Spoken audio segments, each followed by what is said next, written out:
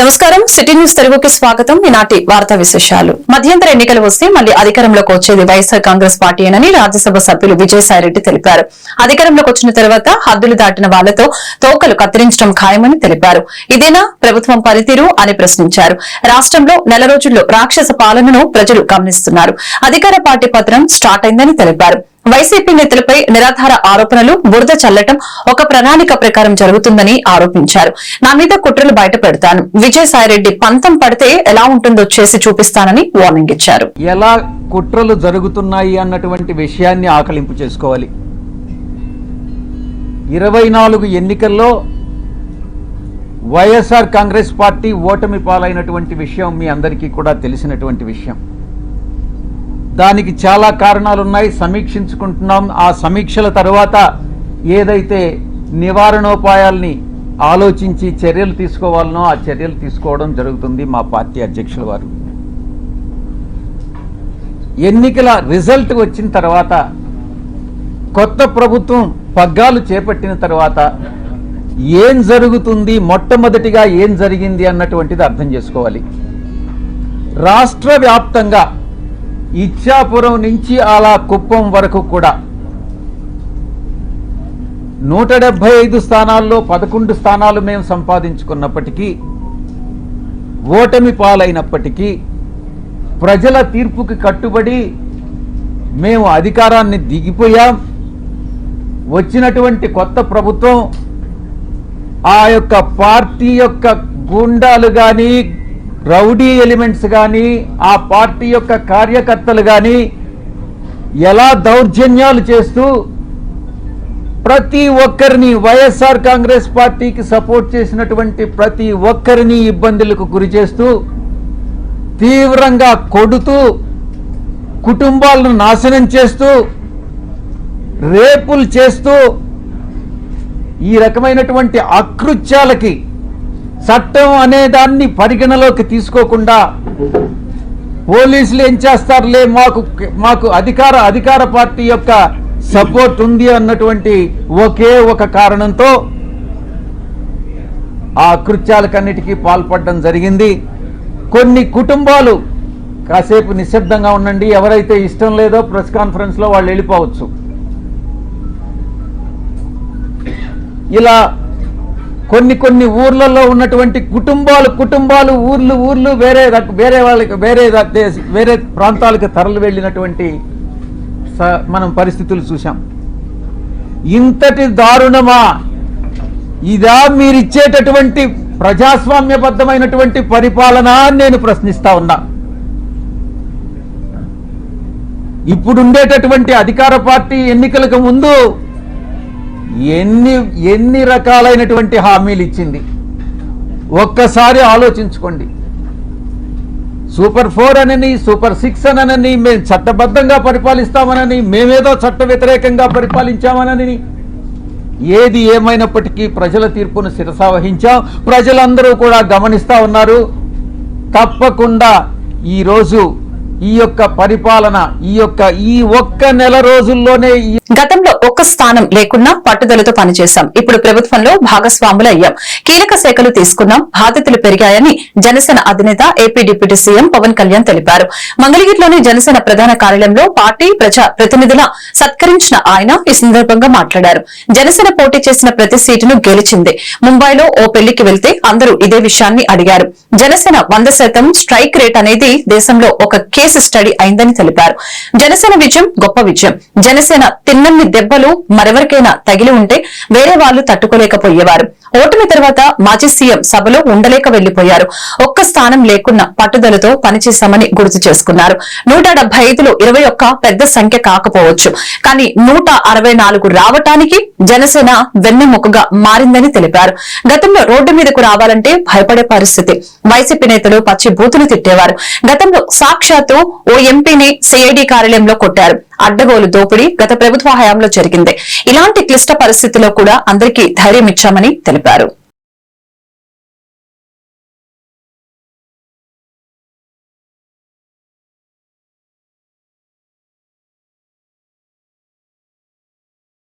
ఎన్నికలు అయిపోయి రిజల్ట్స్ వచ్చిన తర్వాత ఎప్పటికప్పుడు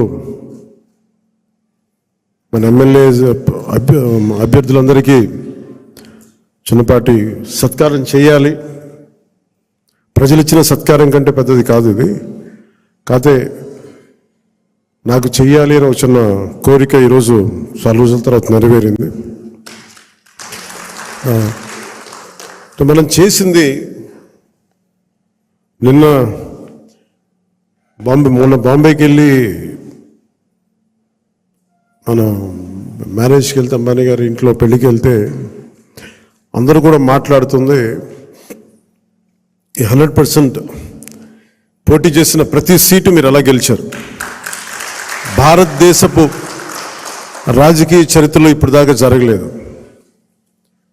ఇది ఒక కేస్ స్టడీ అయిపోయింది చాలామందికి. చాలా పటిష్టమైన ఉన్నతమైన పొలిటికల్ ఇన్స్టిట్యూషన్స్కి వీటన్నిటికీ ఒక స్టడీ మెటీరియల్ అయిపోయింది. ఎలా సాధ్యపడింది అనేది నేను ఇదే వేదిక పైన ఈరోజు ఒకప్పుడు ఈ వేదిక చాలా పెద్దగా అనిపించేది నాకు. మన సైజు పెరగటం వల్ల, పార్టీ సైజు పెరగటం వల్ల ఈరోజు ఈ వేదిక చాలా చిన్నది అయిపోయింది. ఇదివరకు ఇదే హాల్ చాలా పెద్దగా అనిపించేది నాకు. అంటే ఎక్కువ జనం ఉండేవాళ్ళు ఆ రోజున. యాక్చువల్గా కిటకిట్లు ఆడిపోయేది, చాలా పెద్దగా అనిపించింది. కానీ ఈరోజు తక్కువ మంది ఉన్నా కానీ ఇంత చిన్నగా ఉందంటే ఆఫీస్ అనిపించింది. అంటే నాకు అనిపించింది ఏంటంటే మనకు సాధించిన విజయం ఈ ఆఫీస్ కూడా సరిపోవట్లేదు. ఇది ప్రత్యేకంగా మనం సాధించిన విజయం చాలా గొప్ప విజయం. అది ఇదే మనం దెబ్బతిన్న మన పరాజయం కానీ, మనం తిన్న దెబ్బలు కానీ ఇంకెవరన్నా తగిలిండుంటే కనీసం ఒక పక్షం రోజులు కూడా నడిపేవారా అని అనిపిస్తుంది. దేవాదాయ శాఖలో అసిస్టెంట్ కమిషనర్ గా పనిచేస్తూ ఇటీవల సస్పెండ్ అయిన శాంతి ఆదివారం రాత్రి విజయవాడ ఓ హోటల్లో మీడియాతో మాట్లాడారు. ఈ సందర్భంగా ఆమె మాట్లాడుతూ విజయసాయి రెడ్డితో శాంతికి అక్రమ సంబంధం ఉందని ఇటీవల ఆరోపణలు చేసిన తన మాజీ భర్త మదన్ మోహన్ అని తెలిపారు. తనకు మదన్ మోహన్ కు చాలా సంవత్సరాల క్రితమే సంబంధాలు తెగిపోయాయని, డబ్బు కోసమే తనపై మాజీ భర్త మదన్ మోహన్ అసత్య ఆరోపణలు చేశాడని మీడియా సమక్షంలో బోరున విలిపించారు.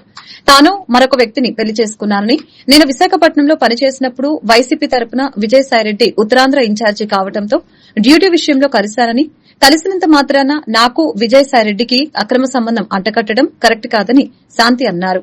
నాకు విజయసాయిరెడ్డికి ఎలాంటి సంబంధం లేదని తెలిపారు.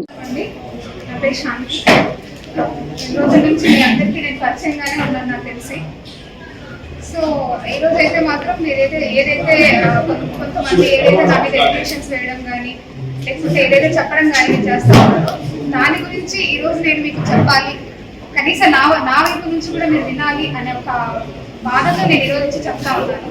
సో దయచేసి మీరు అందరూ కూడా వింటారు, విని నాకు కూడా మీ ద్వారా న్యాయం జరుగుతుందనేసి నేను ఏదో ముందుకు వచ్చి మాట్లాడతాను. ఫస్ట్ నేను కూడా చెప్పేది వినండి, తర్వాత మీ ఇష్టం. సో ఎవరైతే మదన్ మోహన్ మానిపాటి మా డిపార్ట్మెంట్కి వెళ్ళి కంప్లైంట్ చేస్తున్నారో దాని మీద ఈరోజు నేను క్షుణ్ణంగా మీతో మాట్లాడతాను. మా మ్యారేజ్ 2013లో అయింది. నవంబర్ 2013లో పెళ్ళి అయింది మా ఇద్దరికి. ఇది అరేంజ్ మ్యారేజ్ 2013లో పెళ్ళి అయింది. 2013 నుంచి మేము ఒక 1 year ట్రావెల్ చేసాం. ఆ 1 year ట్రావెల్లో 2 కవల పిల్లలు, నాకు 2 పాపలు. నేను ఇంకా నాకు లా కంప్లీట్ చేయలేదు అప్పటికి, నేను ఇంకా లాలోనే ఉన్నాను. 2000 ఇది మదన్ మోహన్ ఇచ్చిన కంప్లైంట్ మీ అందరి దగ్గర ఉంది. ఈ కంప్లైంట్ లో ఒక ఆడది ఎంత మందితో ఉంటుందనేసి రాశాడు. విజయసాయి వ్యాపారం సుమై చెట్టు దాంతో సుభాష్ ఇంతమందితో రాశారు. సిగ్గుగా లేదు అతనికి, తన పిల్లలకి ఒక తల్లిని సిగ్గుగా లేదు అతనికి ఇంతమందితో నా రిలేషన్ ఏర్పడాలి. It is purely character association. కాదు, నేను మంచిగానే ఆడపిల్లని లేదు, నేను అమ్మాయిలు ఏమైనా తుడుచుకుని వెళ్ళిపోతాను. రేపు వచ్చిన నా బిడ్డలకి నిలబడి పెళ్లి చేయాల్సింది నేను. ఇంత ఎలిగేషన్ వేశాను. మీరు ఏదైనా పెళ్లికి పోవాలంటే ఎట్లా పోవాలి? నేను రేపు వచ్చిన గవర్నమెంట్ లోకి వెళ్ళి ఎట్లా జాబ్ చేయాలి నేను అని నేను మీకు అవైలబుల్ లో ఉన్నాను. ఒక చిన్న మాట అడిగాను. ఎంతో మంది మీడియా దుర్గటెంపుల్కి లాస్ట్ ఇయర్ దర్శనాలకు అప్పుడు చూశారు. చక్కగా చీర పెట్టుకుని ఉద్యోగం చేస్తాం. ఇంతకన్నా ఏం చేస్తాం అంటే ఉద్యోగం. ఇది ప్యూర్ క్యారెక్టర్ అసోసియేషన్ నేను మీకు చెప్పాలనుకుంది. Chief commissioner is a district supervising officer. ఎక్కడైనా థెఫ్ట్ జరిగినా ఇమీడియట్ గా పోయి నేను యాక్షన్ తీసుకొని దాని మీద కేసు ఫైల్ చేసేసి నేను కమిషనర్ కి రిపోర్ట్ చేయాలి. ఎవరైనా ఎంక్రోచ్మెంట్ జరిగినా నేను చేయాలి. ఎవిక్షన్ నేను చేయించలేదని నాకు ఛార్జ్ లో పెట్టారు. విశాఖపట్నంలో 1200 కోట్ల భూమి తెచ్చి కలిపాను నేను ఎండోమెంట్ డిపార్ట్మెంట్ లోకి. ఎన్ని ఎవిక్షన్స్ చేయించామో ఎన్ని కొట్టేసినామో మీకే తెలుసు. అన్ని కాపాడాలని ఇక్కడ చేయలేక కాదు. ఉచ్చవారి చౌదరికి కాంగ్రెస్ పార్టీ ఆఫీస్ ఉన్నది, అది మీకు కూడా తెలుసు. దాని వెనకాల చాలా ల్యాండ్స్ ఉన్నాయి. నేను ఎవిక్షన్ కి పగడబందీగా అన్ని రెడీ చేసుకున్నాను. నేను అప్పుడున్న మినిస్టర్ గారు ఆగమన్నారు, ఆగాం. మొన్న కూడా ఎలక్షన్ పెట్టాం, ఎమ్మెల్యేకి రావమన్నారు, ఆగాం. ఇంకేం తప్పు చేశాను నేను పని చేయగలనా? నా దగ్గర పని సమర్థం లేదా? పర్సనల్ విషయాలు, ప్రొఫెషనల్ విషయాలు అన్నింటిలో సఫలవుతున్నామండి. అంటే బిడ్డ తీసుకోవడానికి కూడా టైం లేదు అనుకుంటున్నాను. నేను పొద్దున్న పోతే సాయంత్రం ఎప్పుడో 10-11 గంటలకు వస్తా. ఏమంటే అటిట్యూడ్ గా మాట్లాడలేదు. ఎక్కడ అటిట్యూడ్? విజయవాడ గురునానక్ కాలనీలో ఎన్ఏసి కళ్యాణ మండపం నందు మృకుంద ఎగ్జిబిషన్ ను మాజీ జెడ్పీ సభ్యురాలు గద్దె అనురాధ ప్రారంభించారు. ఈ సందర్భంగా మృకుంద ఎగ్జిబిషన్ నిర్వాహకురాలు మరియు బెంగళూరుకు చెందిన beautiful creations fancy and handlooms Raj Kumar Shankar, Indira trunk పూర్వ, బొంబాయి శ్రీ సౌభాగ్య స్టాల్స్ నిర్వాహకులు విన్ని పాత్రలు మాట్లాడారు. దేశంలోని అన్ని రాష్ట్రాల నుంచి సుమారు 60 స్టాల్స్ కి పైగా వచ్చాయని, మా స్టాల్స్ నందు మహిళలకు కావలసిన saris, dresses, kurtis, jewellery, new collections, cotton wear, party wear, దుప్పటి సెట్స్ మొదలుగా అన్ని రకాలు ఈ ఎగ్జిబిషన్ లో లభిస్తాయని తెలియజేశారు. మీరు బుక్ చేసుకుంటే మీకు కావలసిన వాటిని మీ ఇంటికి పంపిస్తామని తెలియజేశారు. కార్యక్రమంలో మృకుంద ఎగ్జిబిషన్ సిబ్బంది, స్టాల్స్ నిర్వాహకులు పాల్గొన్నారు.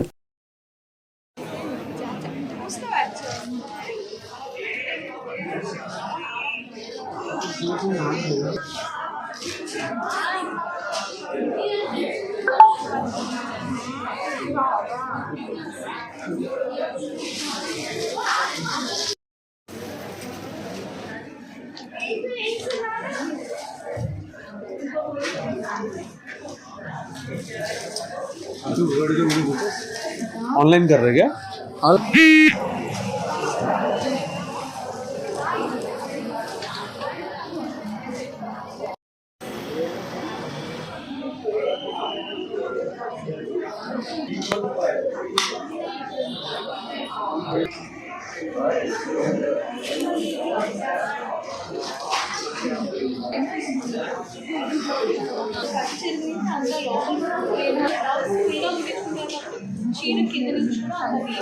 దీని బదులు వేరే చేస్తారు.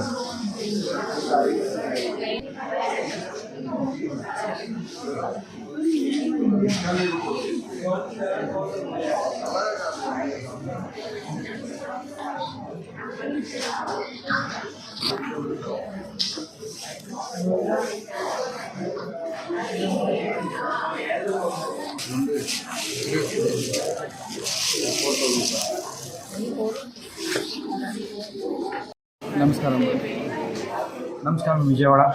నా పేరు రాజ్ కుమార్ శంకర్. నేను బెంగళూరు ఇంకా వీవర్. మా వీవర్ అనేది 62 years 74 years. మేము వీవ్ చేసి సేల్స్ చేస్తాము. మా సారీస్ అన్నీ 1000 రూపాయలు ఇంకా 1000 రూపీస్ ఇంకా 4500 ఉంది. అన్ని సీనియర్ సిటిజన్కి స్పెషల్ ప్రైస్ మాకు 200 to 700 తక్కువ ఉంది. Handloom saris, silk saris please visit చేయండి.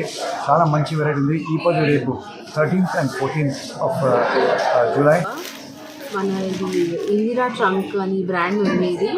మన స్టాల్ నెంబర్ 26 ఎన్ఏసి కళ్యాణ మండపంలో మృకుంద ఎగ్జిబిషన్లో ఇది 2 days ఎగ్జిబిషన్ జరుగుతుంది. మన దగ్గర different varieties of coat sets, kurti pant sets, dupatta sets అవి అన్నీ ఉన్నాయి. సో మాది మ్యాక్సిమం కాటన్స్ ఉంటుంది. మీ విజయవాడ వెదర్కి చాలా బాగుంటుంది ఆ ఫ్యాబ్రిక్. సో మీరు విజిట్ చేసుకోండి, మీరే చూడండి ఎలా ఉందో. డ్రెస్ నేను వేసిన డ్రెస్ ఇలాంటివి చాలా రకాలుగా ఉంటాయి. Last prices are 4-5. 18 is the starting price. All different prices you will get. Like cottons are there. This cottons are for. These are the cotton collections. One piece with pant and dupatta. Dupatta will also come. It's like full printed ones. The range of 2.5. These are all 2.5 range. These are also there. Best discount you will get here. These are the cotton collection straight fit ones. These are straight fit collection with A-line top and pant, Pathani pant. Jaya Andhra సమాచార హక్కు చట్టం association విజయవాడలో media సమావేశం ఏర్పాటు చేసింది. ఈ సందర్భంగా వ్యవస్థాపక అధ్యక్షులు డిహెచ్ సుమిత్ర నందన్, జాతీయ కమిటీ సభ్యులు టి సత్యనారాయణ మాట్లాడారు. మా సంస్థను తూర్పుగోదావరి జిల్లా రాజమండ్రిలో ప్రారంభించడం జరిగిందని, ఇప్పటికే 20 జిల్లాల్లో 2005 ఆర్టీఐ హక్కు గురించి అవగాహన సదస్సులు ఏర్పాటు చేశామని తెలియజేశారు. ఈ సంస్థను కేంద్ర ప్రభుత్వం 2005లో స్థాపించబడిందని తెలిపారు.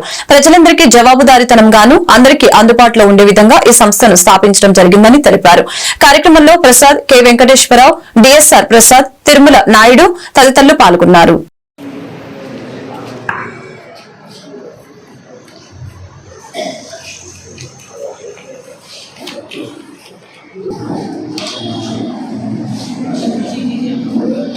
గోదావరి జిల్లా రాజమండ్రిలో ప్రారంభించాము. ఇలాగే ఒక 10 మందితోటి ఈ సంస్థను ప్రారంభించి అక్కడి నుంచి జిల్లాల వారీగా విశాఖపట్నం, విజయనగరం అలాగా జిల్లాల వారీగా సుమారు ఈరోజు 20 జిల్లాల్లో ఈ అసోసియేషన్ ఏర్పాటు చేసి ఈ అసోసియేషన్ ద్వారా జిల్లాల వారీగా ఆర్టీఐ 2005 సమాచార హక్కు చట్టంపై సమావేశాలు ఏర్పాటు చేసి అవగాహన సదస్సు నిర్వహిస్తున్నాం. ఈరోజు మేము రేపు అక్టోబర్ 12వ తారీఖున మన ఎన్టీఆర్ జిల్లా విజయవాడలో 3వ జాతీయ వార్షికోత్సవాన్ని చేసుకున్నాం. ఇక్కడ జాతీయ వార్షికోత్సవం చేసుకున్నాం.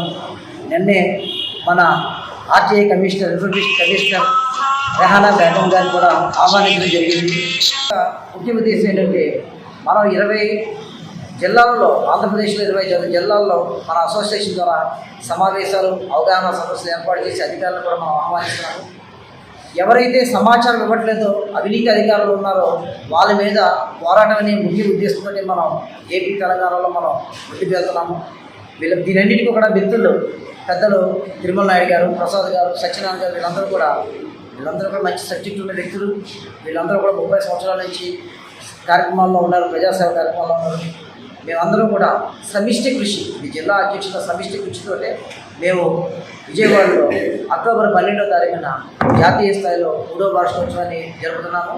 దీనికి మన సమాచార శాఖ మంత్రి గారిని, మన ఆర్టీఐ కమిషనర్ రెహానా బేగం గారిని కూడా ఆహ్వానిస్తున్నారు. మేము మేడం గారిని ఆల్రెడీ కలిసాము. ముఖ్యంగా ప్రింట్ మీడియా, ఎలక్ట్రానిక్ మీడియా వారికి ధన్యవాదాలు.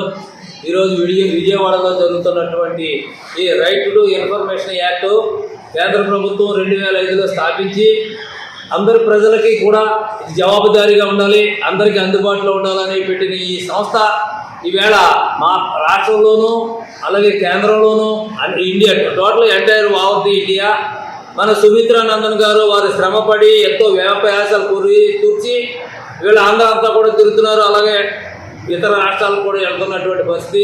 ఈవేళ విజయవాడలో మేము ఈ కార్యక్రమం చేస్తున్నామంటే ఇక్కడ అనేక మంది పెద్దలు ఇంకా రావాల్సిన ఉన్నారు. వచ్చిన వారికి కూడా కృతజ్ఞతలు చెబుతూ ఈవేళ దీన్ని అమోఘంగా అన్ని జిల్లాల్లో విస్తృతంగా పెరిగింది. అలాగే ఇతర రాష్ట్రాలకు కూడా వెళ్ళి అక్కడ కూడా అపాయింట్ చేసి ఈ సమాచార హక్కుని ప్రజలకి ఏ విధంగా అందుబాటులో ఉంటుంది, ప్రజలు ఎలాగ జవాబుదారీగా ఉంటారో, ఈ రాజకీయ నాయకులు అయితేనేమి లేక ప్రభుత్వ అధికారులు అయితేనేమి ప్రతి సంవత్సరం వల్లే గత 15 సంవత్సరాలుగా ఈ ఏడాది కూడా తెలంగాణ రాష్ట్రం హైదరాబాద్ భాగ్యనగర్ శ్రీ మహంకాళి జాతర బోనాల ఉత్సవాలు ఉమ్మడి దేవాలయాల ఊరేగింపు కమిటీ వారు ఆదివారం రోజున ఉదయం 11 గంటలకు శ్రీ అమ్మవారికి బంగారు బోనం సమర్పించేందుకు విచ్చేయగా బ్రాహ్మణ వీధిలోని జమ్మిదొడ్డి వద్ద ఆలయ కార్యనిర్వహణాధికారి కెఎస్ రామారావు స్వాగతం పలికారు. అనంతరం బ్రాహ్మణ వీధిలోని జమ్మిదొడ్డి నందిని దేవతామూర్తుల వద్ద వీరు పూజా కార్యక్రమాన్ని నిర్వహించడం జరిగింది. ఈ కార్యక్రమంలో ఆలయ కార్యనిర్వహణాధికారి మరియు తెలంగాణ బోనాల మహంకాళి ఉమ్మడి ఆలయాల కమిటీ వారు పాల్గొని కొబ్బరికాయ కొట్టి కార్యక్రమాన్ని ప్రారంభించడం జరిగింది. కార్యక్రమంలో ఆలయ స్థానాచార్యులు విష్ణు భట్ల, శివప్రసాద్ శర్మ, భాగ్యనగర్ శ్రీ మహంకాళి జాతర బోనాల ఉత్సవాల ఉమ్మడి దేవాలయాల ఊరేగింపు కమిటీ అధ్యక్షులు మరియు సభ్యులు, ఆలయ సహాయ కార్యనిర్వహణాధికారులు, పర్యవేక్షకులు మరియు అధికారులు పాల్గొన్నారు.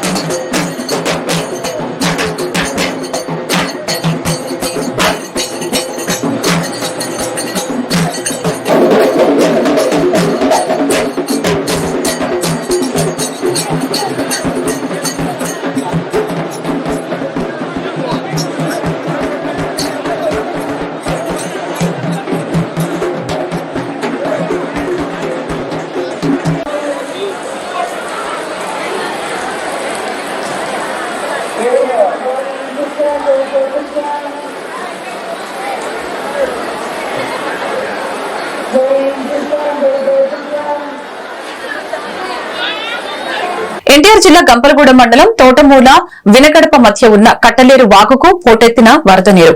సమీప గ్రామాలకు నిలిచిపోయిన రాకపోకలు ప్రమాదానికి తావు లేకుండా బందోబస్తు ఏర్పాటు చేసిన అధికారులు.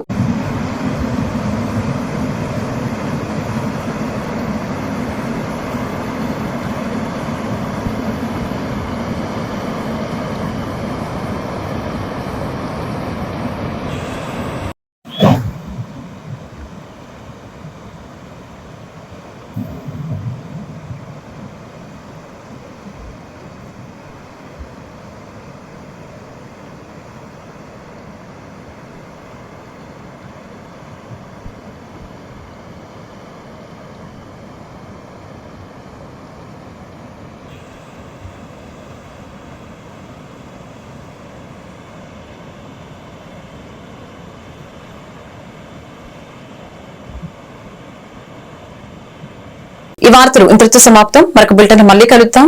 నమస్కారం.